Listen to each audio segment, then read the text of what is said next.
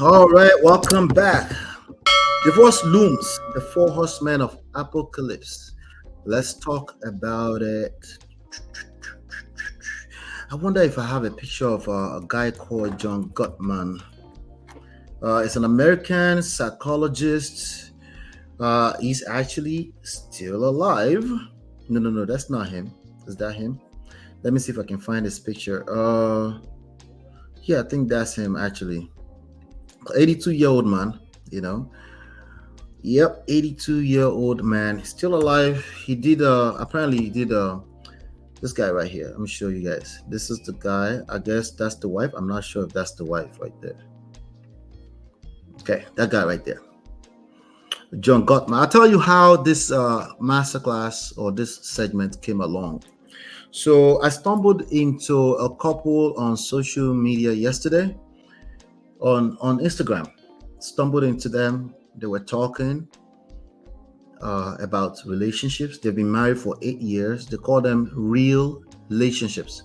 So you spell real, R-E-A-L, then you use to spell relationships podcast. I think his name was Devon Steels and Asha Steels. There you go. Devon and Asha Steels. So they were doing like a live Instagram thingy yesterday. And I was on there, I stumbled into it. I was listening behind the scenes. Let me see. D says, I was not referring to myself MOP, but I can understand. Me too, I can understand that. Let me see. I can understand why people do not marry. Yeah, I can understand that. I also can understand why they will say they don't want to marry and impregnate another person and have children. Maybe not have children. They will just mistakenly have children. They will keep having sex. I can understand it too. Yeah, I know. I'm with you, D. I'm with you. Trust me. Just trust me. Trust me when I tell you to trust me. I'm with you. I understand it. Not be juju be that. No, it's not. It's just human beings. You remember, what's his name again? Cameron Newton, right? He's afraid of marriage, but he wants to have more children. Pray for a beautiful outcome and healing for the brother who sent his story. I think he's going to be fine because he actually reached out and I'm talking to him. So here's the thing. Divorce looms, the four horsemen of apocalypse, right? So I was on that session and they made a statement. Let me see if I can still find the statement. Hey, I think I deleted it. No, it's still here. Yeah, they made a statement. They said, never go to separate counseling to discuss marriage. Research shows that you should never go to separate, as a couple, you should never go to separate counseling to discuss marriage. What do you guys think about that? Okay. So I said research says that. I'm like, oh, interesting. Things like that. I find curiosity in it, right? I get curious, So I'm like, oh, I want to research that. I want to see what that study and that research is that says you should never go to counseling about marriage alone as an individual, because study shows something. I don't know if research shows that it never works or something like that. I was like, interesting, let me dig up because I'm always open to learn. Every day I learn something new. Like, for example, I'm being honest with you. I learned about John Gottman, the guy you're looking at on the screen this morning. Okay. So when I was doing the research to learn that, then I found out that a lot of people have dispelled it as a myth. Not exactly a myth, but it was a study that he did based off of a selection of people, right? And that was what he came up with at the time. He's an American psychologist. But then there's more studies that's shown that sometimes you need to improve your own communication skills, right? Sometimes you need to understand yourself more, before you can even adequately have discussions around your marriage. This is the angle we come from anyway with our own program. I believe personally that you need to work on yourself. A lot of the counseling therapy you need to do will need to be around self-improvement, personal growth, right? And a lot of problems in marriages is because people continue to correct their partner. They continue to try to work on their partner, hold their partner accountable, so they can't even see where they're going, So when I was doing that study, I saw that. I was like, oh, okay, all right. There was a study. Everything is still. I told you, this whole thing called life is a moving target. It's evolving. We got to keep an open mind always, and that's what I try to do. That's what made me go in search. So he did that research. So I was going through some of his work. Then I saw the four horsemen, and they said, oh, he did the four horsemen of the apocalypse. I was like, interesting. Let me look into this. We must talk about this. I was like, okay. So then when I look at it, I see some alignment with this email. So I picked this email that we just covered out. If you missed that email, it will be released as I think I'm losing myself in marriage or something like that. So yeah, that's why we're here to talk about the four horsemen of the apocalypse today. I'm going to share that with you if you want. And to be sure, earlier on, I talked about them. All right. So I'm going to get into them a little bit more, but I'm still going to try to finish in decent time here. I don't want us to do overtime. So maybe in the next 15 minutes, let's try. Okay. D says, similar to what you call poisons and anti-seducers. John Gottman, the name rings a bell. Yeah. It's an American psychologist. He's 82 years old now. So we're talking about his work, right? So he did an extensive research on marriage and relationships, as he's done many of them like that. And then he came up with this concept of the four horsemen of the apocalypse, as far as communication styles that will basically predict the breakdown of a relationship. Okay. So very, very important. So this study is able to predict over 90% accuracy based on these behaviors. Welcome, Uncle Beno. All right. So and then remember I told you guys earlier about, I already told you guys, but I'm going to get to them in details right now. There are four communication styles that will literally that will basically over 90%. And I want you guys to share your thoughts with me in how you understand this. Like if you use this communication, there are communication styles. I know. Everybody say I'm a good communicator. What communication style? If it's one of these four, I'll be that too. So we have criticism, right? We have contempt, and then we have defensiveness, and we have stonewalling. Okay. And then I want us to talk about the negative impact of these four different communication styles on relationships. There are many, many theories out there around attachment style, personality style, all these different things out there. There are many, many, many of them out there, right? And oftentimes people wrap their mind around it and they're like, listen, relax. Okay, what's your communication style with respect to your partner is case by case by case by case by unique cases. What it comes down to is that you need to understand. Some people say it's understanding, and when they say it's understanding too, I don't even know what they mean by. Nigerian people are always saying understanding. I say I agree, but what do you mean by understanding? And then they're like, I'm just saying it's understanding. Okay, how do we get to understanding? Right? Because understanding is the end goal. Right? How do we get there? Right? Everybody that's going through marriage problems right now, they know it's communication and understanding. But how do we get there? It's where there's struggles. So anyway, the first horseman is criticism. Let me put that on the screen so we can see it as with a nya, right? Number one, first horseman is criticism. It's a communication style that we need to, that many people actually have. And what does it look like? Sometimes it looks like correction, okay?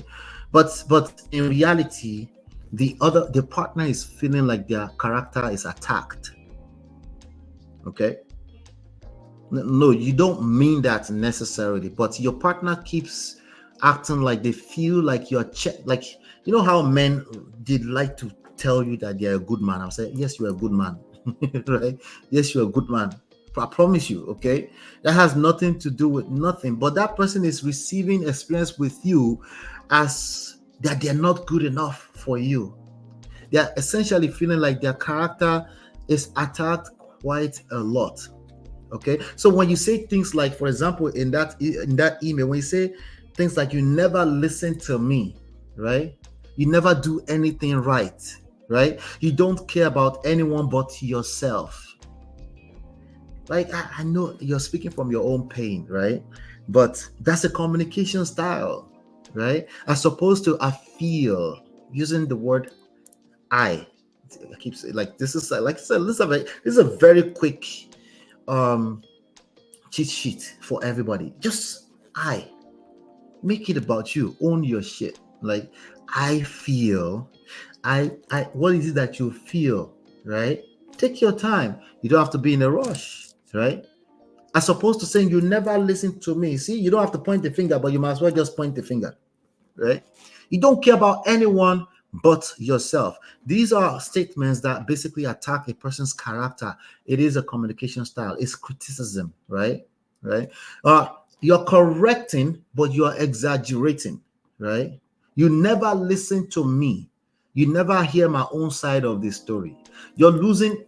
Essentially, you're saying you've lost patience because. And by the way, you could be correct, but you've lost patience. You're not willing to be patient through that process again, as opposed to ask more questions. Why is this person not listening to you? Or at least own your feelings. I feel like you never listen to my own side of what I have to say, right? Just start with that. There are better ways to refine that and clean that up, but start with saying I feel.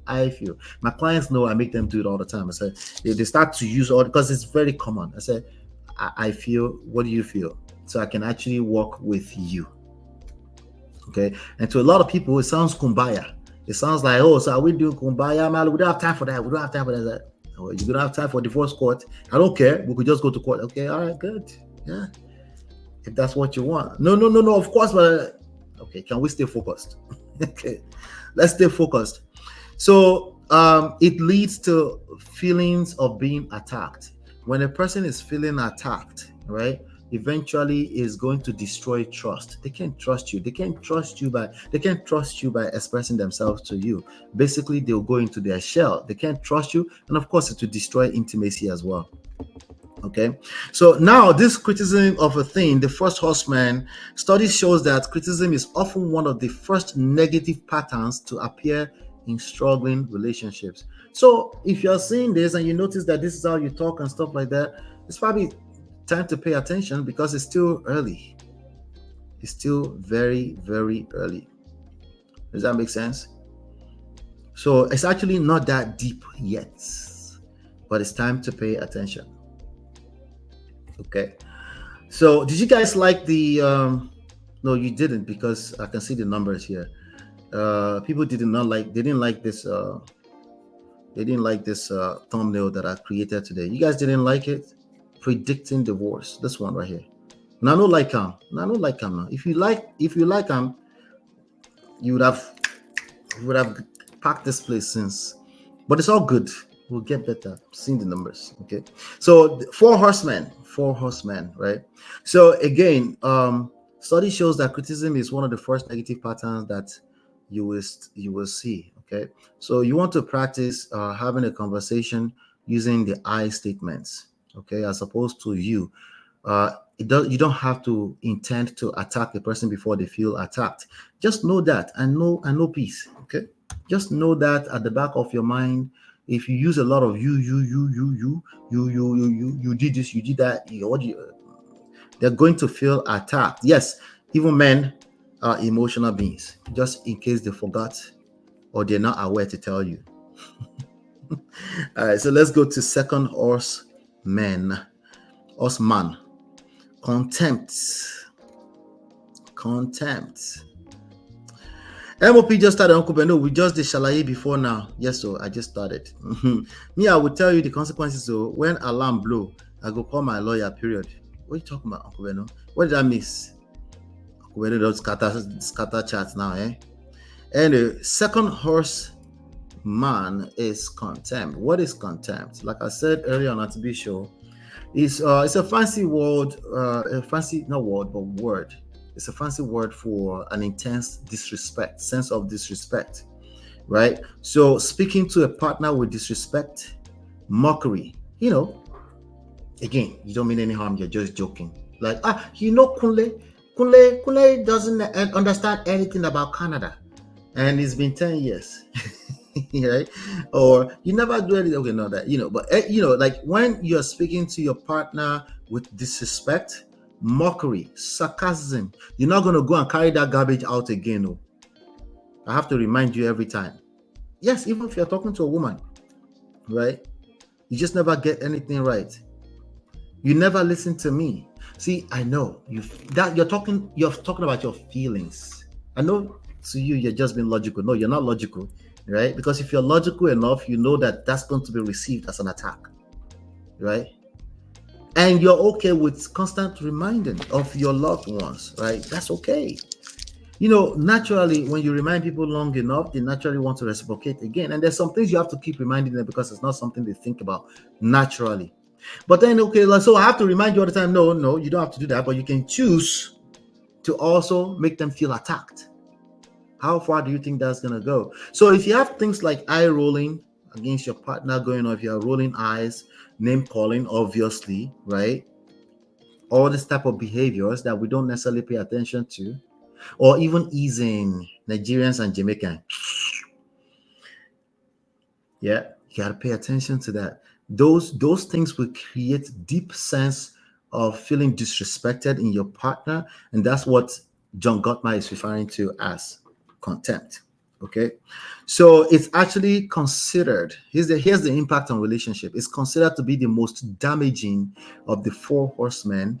It conveys a sense of disgust or superiority. You don't ever do you ever appreciate me bringing you from, right? You should feel lucky that I brought you from Niger to this place, right? Some people are very intense with this. They might even say, anybody in your family ever come to America before, right? They say that not in the beginning. They might say that when they feel like your mouth is sharp, like it's just, and they might go very low, right? Is it right? No, it's wrong. That's why we're having this conversation. But I want you to understand that when people are saying that, they often be the people that will come back and say, of course, I didn't mean that. But my wife used to say something, Enyi loro. Tobati jabo, like egg. Words. Your words are like egg. Once it falls and it's spat all over the floor and it cracks, you can't put it back together anymore, right? Some of those words, you can't take them back anymore. It's very hard. You can, but it's very, very hard, right? Of course, with God, all things are possible. But the impact on relationships when it comes to the second horseman, contempt, is that it's actually the strongest of them. It's the most damaging of the four horsemen because it conveys a sense of disgust or superiority. And they're staying here. Contempt is the strongest predictor of divorce. It's the strongest. That's why you guys are saying there's a disdain. That person is disgusted by him. They're at that level. When I say apocalypse, right? The four horsemen of apocalypse, right?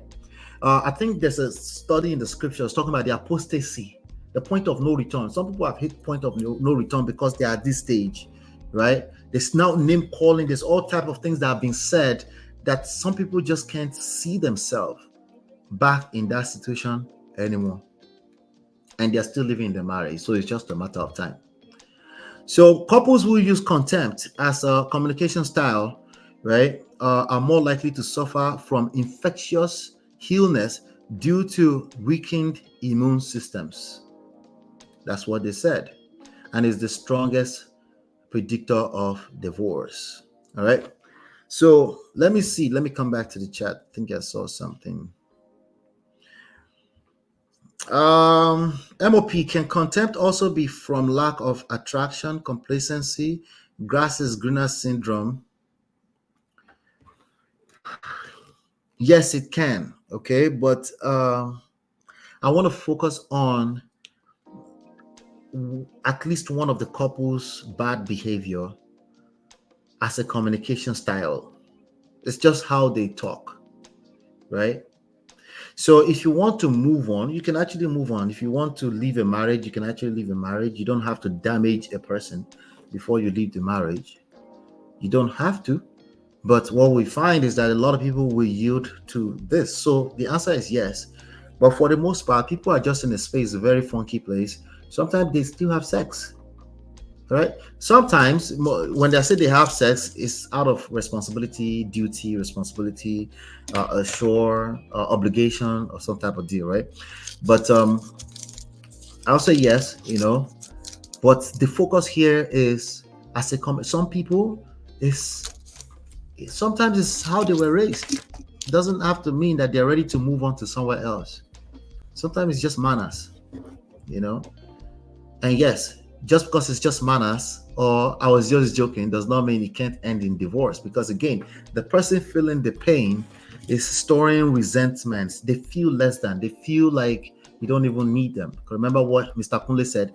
He said, sometimes I feel like I'm not something like that. I'm not needed or something without saying it outright, right?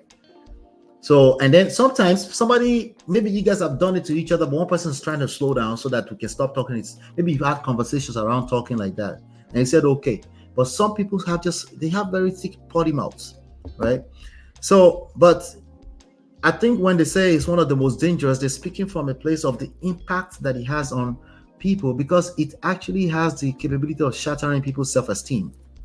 That's why a person will say, I've lost myself. I don't even recognize myself anymore. Because the last thing a man can be experiencing is a wife that he cares about, and she's just indifferent. She's done. She's just there out of obligation, which is again what you guys were picking up earlier on. Right? But some people are not really aware that they talk like that, or that it has that much impact on their partner. That's why we're talking about it right now. So it just depends on everybody's specific situation. Okay, so how do you push against contempt? Build a culture of appreciation. We have 3 core pillars here. It's in the book, the GPS: God or gratitude, purpose or self. Gratitude, appreciation. Build a culture of appreciation. Yeah, no, the other person is not looking for candy. Just make it a point to say, hey, thank you. Like even after every meal, my wife does a good job at this. The kids, before every meal, once they serve, they say thank you. That's something she made a point to teach them. Just make it a point of duty, not just because you are doing Oyinbo stuff. It's just because you have no idea what's going on in other people. There's still other people, yes, including your children. Okay, so regularly express gratitude and admiration to combat the feelings of contempt. Remember, contempt is called contempt because somebody is feeling it, right? Then obviously practice empathy. Make an effort to see things from your partner's perspective. This is not natural. Try to see things from your partner's perspective and respond with kindness. You guys talk about kindness all the time, but I don't think we pay attention to how difficult it can be when you consider that some people just naturally have, or they've been socialized with bad behaviors. Okay, so the third Osman is defensiveness. Defensiveness. Some people are just ready to fire back, right? It might not even be because of you, right? They're just ready to go, right? Why? Maybe because I've experienced something with you before or other people before, and they will never tolerate again. Me, I will never take. See that attitude right there of I will never take anything. That attitude, sometimes we don't know how much it bites us in the butt, right? That is defensiveness. Okay. Then also lack of accountability, right? A person who, before you tell them that, remember, we're talking about correcting, right? We're talking about people that push against correction, right? So we're talking about correction, you're not paying attention to how the person receives whatever you're trying to correct. Or the person that receives correction, so they are ready to fire back, like, don't correct me, nothing, get out of my face, right? Defensiveness. So now we're talking about the receiving end of correction. You don't like to be corrected, right? There's a way you can. I don't think a person doesn't like to be corrected. Like I was speaking to be earlier on, right? It's just you feel some type of way because this person is, in the way they talk, it's like they're talking down. It's like there's a sense of talking down on you, right? So, because of that, you disengage. You're dismissive when somebody is trying to offer another point of view, right? So essentially, we're talking about denying responsibility, denying accountability, deflecting blame in response to a partner's complaint. A partner's complaint is interpreted as correction that make you feel some type of way. So naturally, you just kick against, like, maybe because you've been explaining, the person just always, they seem like they're talking down you. They don't really consider where you're coming from, right? But again, we're talking about all the sides. These are the signs when people start to speak in defensiveness. These are people that are basically very close to divorce. Okay, so again, denying responsibility, denying accountability, deflecting blame in response to a partner's complaint. Remember, the other person, we've talked about them. They really should not be using blame as a form of communication. But sometimes people do, and sometimes you're digging yourself out of a hole that you guys have dug for yourself for 10 years. So they might be practicing how to do the right thing. So now you need to practice your own side. They're trying to say something to you, make you feel some type of way. Do you know how to communicate that you feel some type of way? Or what you naturally do, you don't even let them finish, you just fire back. Defensiveness is a communication style that you're responsible for. If that's what you do, you might have your reasons why you do it, because you don't like their mouth. They're too disrespectful. I get it, right? I get it. But these are the things we're talking about. So it's not my fault that we're late. That's an example. You always see the always and the never word. They always find their way into these conversations. You always take too long to get ready. You're talking to your wife. You always take too long to get ready. Okay. Is it true that maybe she's always late? Yes. Again, tone, how you deliver your message, timing, like Auntie B was saying on our platform earlier on, very key. So, what's the impact of defensiveness on marriage? Marriage that's about to collapse. It creates a cycle of blame and counter blame, preventing resolution and understanding. You know how some people just want to talk about everything that somebody did wrong to them, and they never get anywhere. Yeah. You're defending. See, there's no game you play in life that you win by just playing defense. I say that all the time here, right? Now, Gottman's studies show that defensiveness rarely achieves the desired outcome. You're defending yourself, right? You have your real reason. You know you didn't do anything wrong, but you're not going to achieve that outcome. Almost unlikely, or unlikely that let's just say there's no almost unlikely, right? It's unlikely that you ever achieve that outcome. I know you want to exonerate and tell that person that you are innocent. It's probably not going to work. Okay, what it does is it often escalates conflict because the other person is receiving your defensiveness as an attack. So, what can you do? Own your shit. Take accountability, take responsibility, acknowledge any part of the conflict that is yours without saying, hey, you made me do it. Stop saying that. Avoid saying that. Even if it's small, even if that's small part, just owning it, right? That goes a long way. Okay. And as I've always said, active listening, right? Demonstrate, show that you are actually listening and understanding your partner's concerns. That's the only way you're going to get your point across successfully. All right. So, yeah, you have to invest some time, some listening skills, right? Even if you don't agree, take your time for your own good to hear where they're coming from. All right. All right. We're doing a little bit over time, but we're almost done. Let's talk about the fourth horseman, stonewalling. Again, this is coming all the way from John Gottman. Yeah, John Gottman. Yes. John Gottman. Let me see here. All right. So let's see here. Chidima says defensiveness also creates a sense of me versus my partner instead of a sense of we. Yes, absolutely. Yep. Nobody wins. A short-term feeling, you might feel like you've won, and then you go back to your corner, but you still feel that toxic poison. Like you still don't have no peace, right? So short-term, it might feel like you're winning just because you defended yourself successfully, but you're still inside of the poto. It doesn't work. Sorry.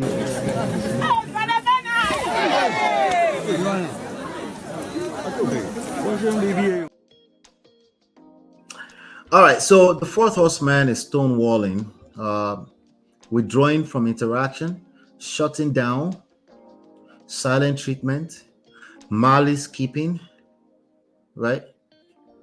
All the same thing, you know. Okay, we're talking about extended silent keeping. Okay, we're talking about beyond tomorrow morning. Okay, whatever, shutting down and refusing to respond or engage. Stonewalling. Stonewalling is a defense mechanism as well, but it's actually a communication style. Who would have thought? It's a communication style. You're trying to communicate. What's the word that you use? You're protesting. You're protesting, basically. You're trying to communicate something, right? It's a communication style. It's a poison too. At the same time, it's a communication style, but also a poison, right? So again, silent treatment, physically leaving the room, avoiding eye contact, walking past each other, well, walking past the other person, and basically like this. But you know that your brain is paining you right here, but you still want to, you won't roll the eyes so they can see eye contact. You're like, but you can feel the sting of that poison here, but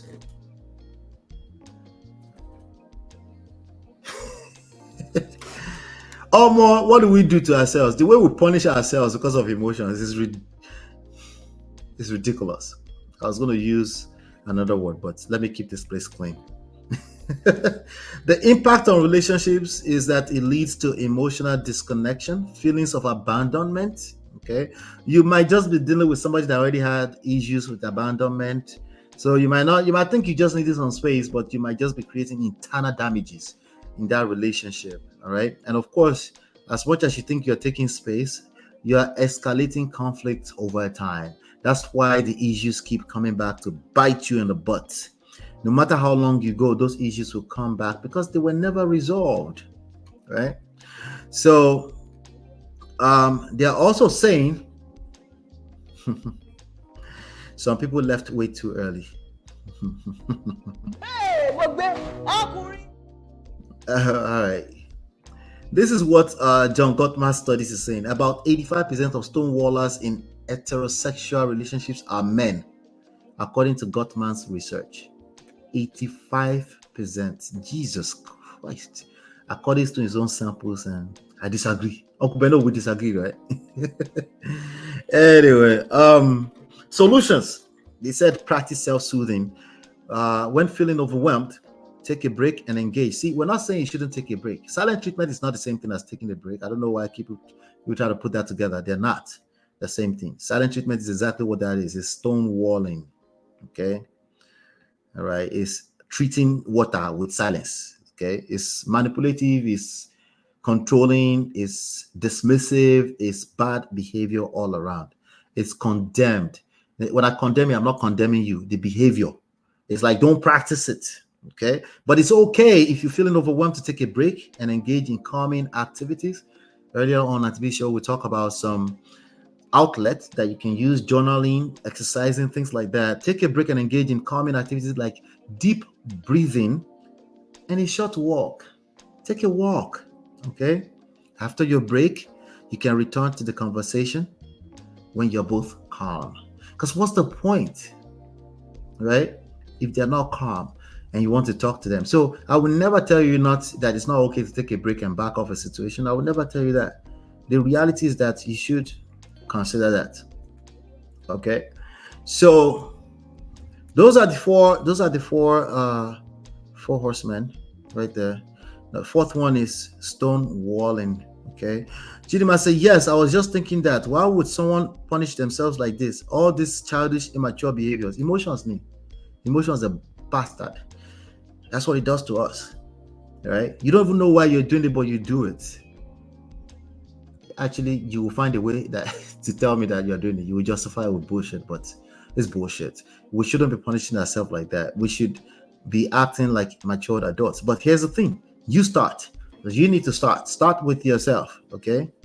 If somebody is not engaging, it's okay to back off of them. Then you come back. And then you go back, and then you come back. And then you come back, right? And if you're too tired of doing that, then leave the marriage. Okay, maybe not so soon. At least ask for help. Okay, because some of us study this night and day, so we know how to help you. Gottman is in his third marriage. He knows what he's talking about. Wala, wala, wala. No, I have not researched him to that point, but these are some really good pointers for all of us to pay attention to, right? Relationships with regular occurrences of all four horsemen have a 90% likelihood of ending in separation or divorce. No one should be surprised about that now, okay? No one should be surprised. Again, remember, I think the takeaway for me personally is that these are all communication styles. They're terrible communication styles, but this is how people are communicating in their relationship. And it's no wonder. It's little to no wonder. So again, seek professional help, emotional intelligence, okay? Emotional intelligence, positivity. Remember that auntie on Pop the Balloon with Nurse Mirage? Positivity. Positivity. It's not kumbaya, it's for your own good. Okay, it's not kumbaya, I promise you. All right, so that's what I have today for you guys. 7:24. I'm right on time. The four horsemen of divorce. Just go back and watch some of this stuff. Share it. These are good stuff that only if people, even just having conversations with yourself on these topics, only if you will, if you notice, we've been covering all these things here for a while with my own theories. Yes, these are my own theories, but they're derivative of other people that I've studied, So I'm not copying or anything like that. Things like the 6 basic needs, right? Things like the 4-point focus, expectations and pride, coconut head. Things like 7 purposes of marriage. Most people that say they don't want marriage, they never take the time to look at this twice, by the way. Poisons, right? Criticism. Do you see criticism in multiple forms here? Shaming, insult, blame, fault, judgment, condemnation. Guilt. That brother has been operating for 10 years from a place of guilt, so it didn't work. He was just trying to appease the wife. That's not good enough. So Allah is never telling you to just be kissing people's ass. I've never told you that ever in my life. It doesn't work, by the way, but I've never told anybody to be kissing ass. If anything, I'm asking you to find opportunities to add value to other people. That is already difficult enough by itself, because oftentimes you're just looking for your own emotional value. You're looking to fill your own emotional needs, and naturally so. But again, we're trying to elevate a little bit, take it above. Like, you're a human being, you're not an animal. So we're not just going to do natural. We're going to elevate ourselves. We're going to gain more understanding. If you're having a funky time in your relationships, in your lifestyle, and the results you've been creating, it's time to learn something new if you're confused. Okay? Grasp the GPS, the 3 Ps. I don't really highlight this enough. Prayer is very useful because your patience will be tested. Prayer is a very good way to engage yourself, connect with your higher self. All right. So, of course, this whole thing is a process. Of course, the anti-seducers. So we'll be talking about these things for a while. Do me a favor, hit the like button, share, subscribe, turn up your notifications so you're notified whenever we go live. Hopefully you've been enlightened, educated. We'll see you on the next one.